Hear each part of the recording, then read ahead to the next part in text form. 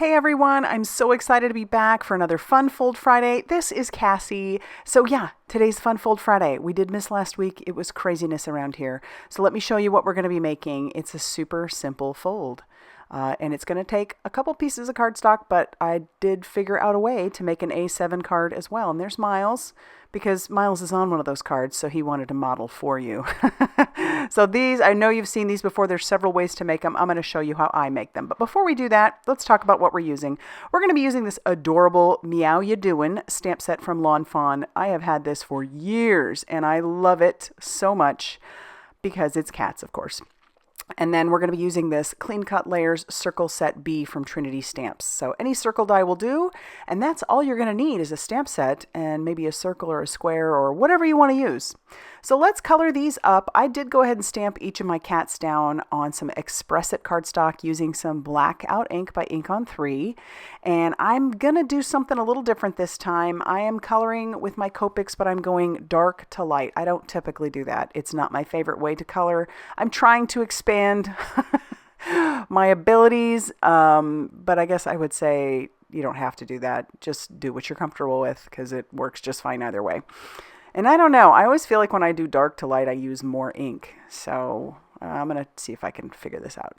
I think my cats end up working out just fine.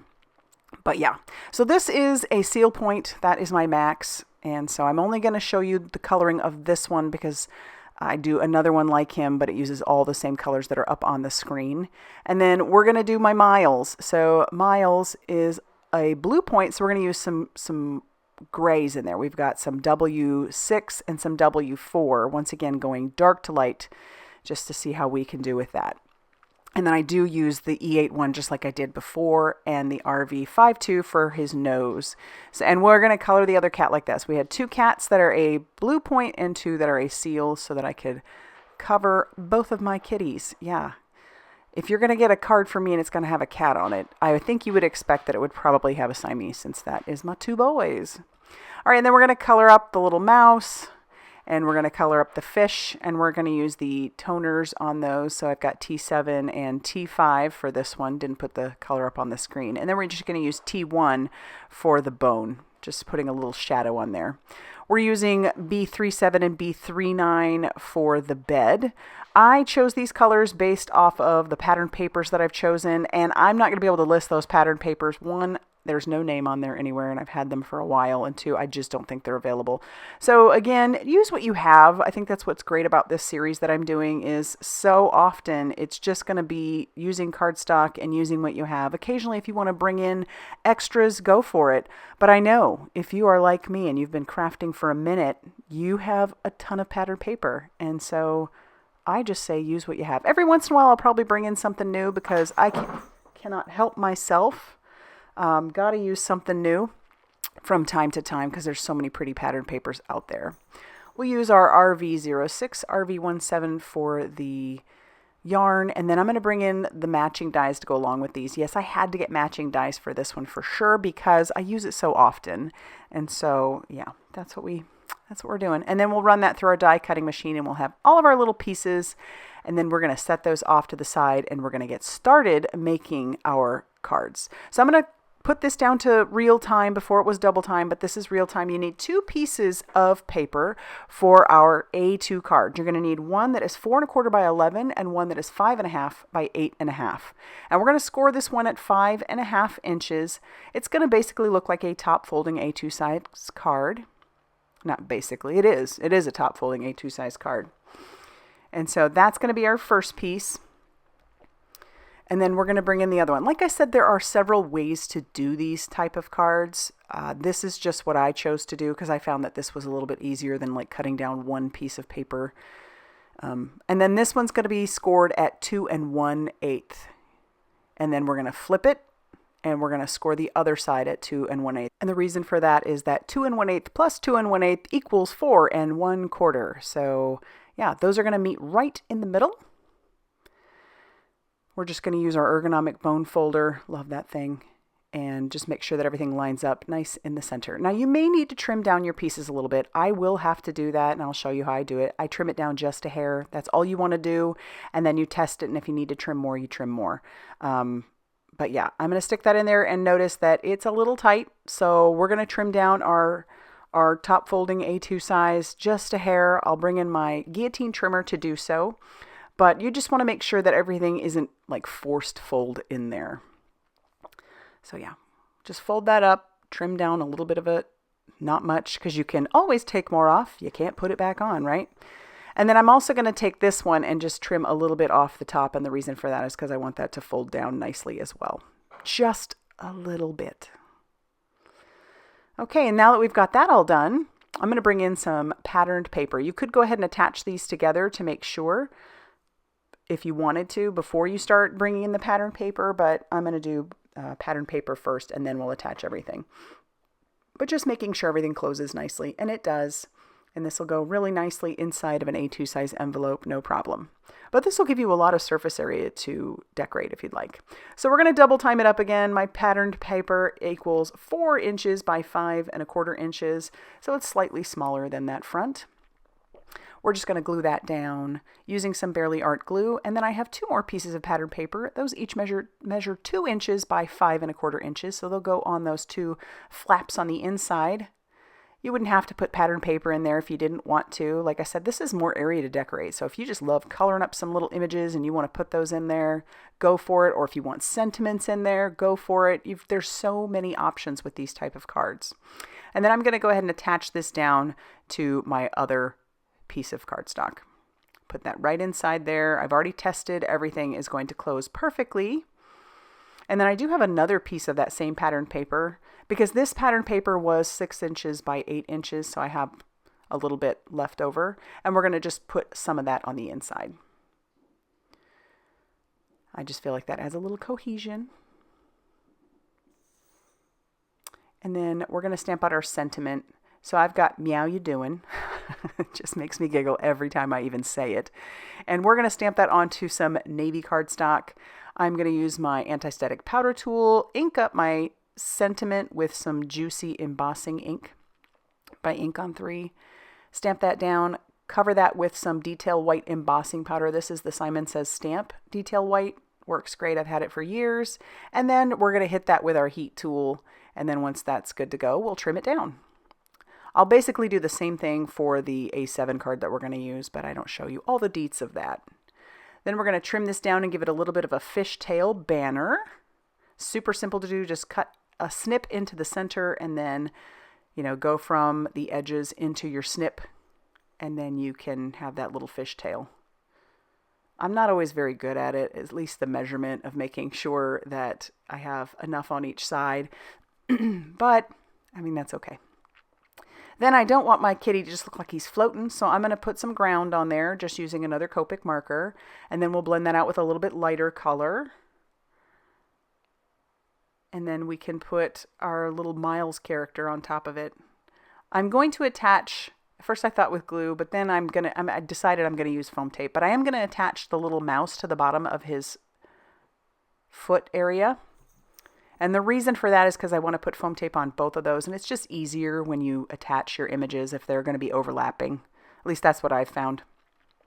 And this foam tape is from Heffy Doodle. It's a little bit thicker than your average foam tape because it's really good for shakers, but I'm not going to make a shaker today, and this is what I had, so this is what we're going to use. I'll glue down my circle to the front of my card base, and then we'll peel off the release paper on our little Miles, and we'll stick him down.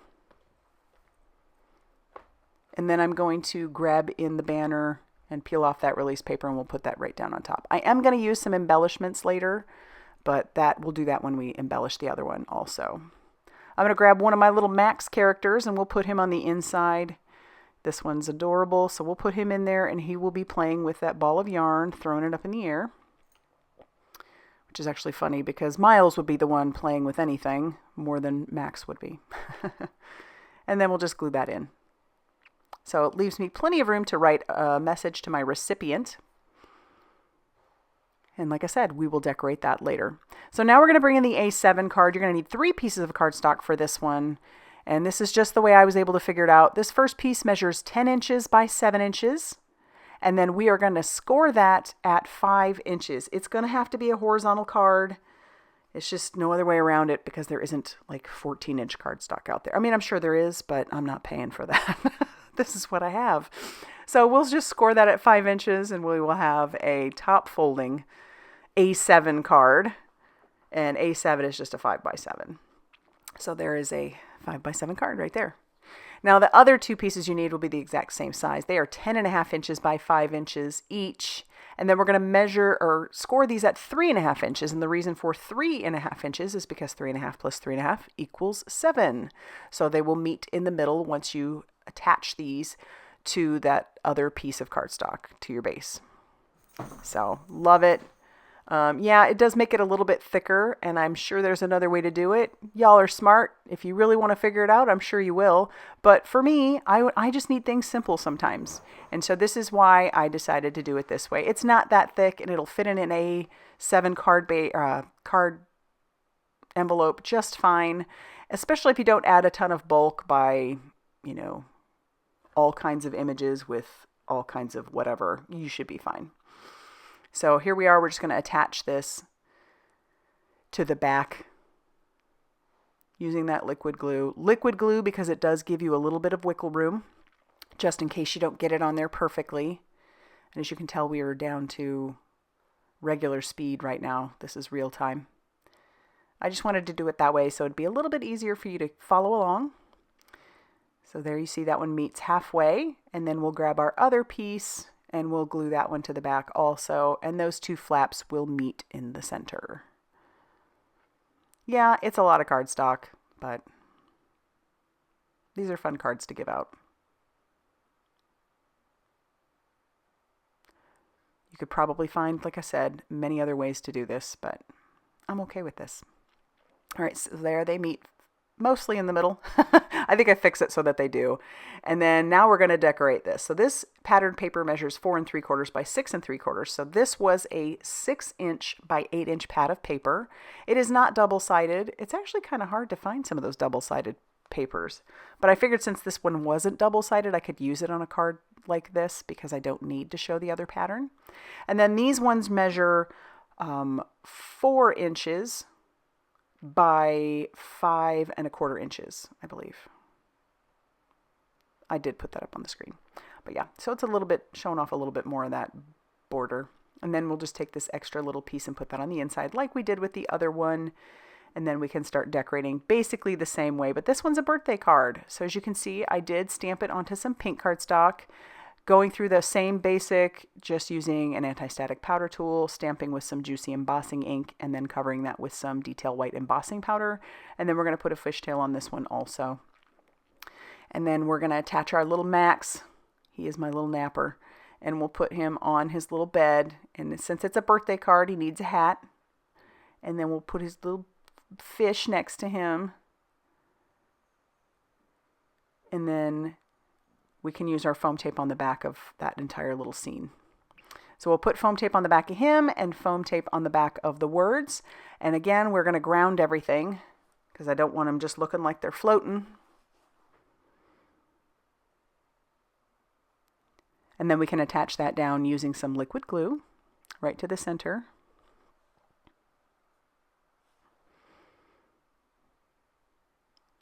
And then again, like I said, with the foam tape, same process. So we'll peel off that release paper, stick our little Maxi Poo Poo down on the paper. Yes, I said Maxi Poo Poo. And then our little words. And then this is where I'm going to add our little Miles to the inside. He needs a hat too because we're celebrating a birthday. And then we'll just put him on the inside, just like I did for the other one. So cute. And then, like I said, I do want to embellish these. So I'm going to bring in some Trinity Stamps Aquamarine Ripple. I just thought it worked really well. It's subtle, but it does give off some sparkle. And I'm using my pickup stick along with one of my tidy trays to put all of those little embellishments down. And then I'm going to use my liquid glue to adhere everything to the front. I was fairly liberal with these because they are so subtle. And of course, we're going to have Miles come in and be my quality control. He is something. Always he has to come in when I'm either using something hot or liquidy or you know, he just, or tiny so that he might hit it with his paw and knock it everywhere. Yes, those things happen in my craft room. Please tell me it happens to you too. All right, so then we'll put everything away. And then I do want to show you how great these cards turned out. I just love them. They're so much fun. I don't know what this fold is called, but I really enjoy it. And it's just easy. And I hope that you like it. Is it something that you would try? Is it easy enough for you? Maybe you're one of those that's like, that's too much cardstock, so I'm going to have to figure out a different way. Either way, I would love to know what you think of this. So go ahead and leave a comment down in the comment section down below. Hit that like button. Definitely consider subscribing because I try to do these every other week if I can. And I will see you very soon in another video. Bye, everybody.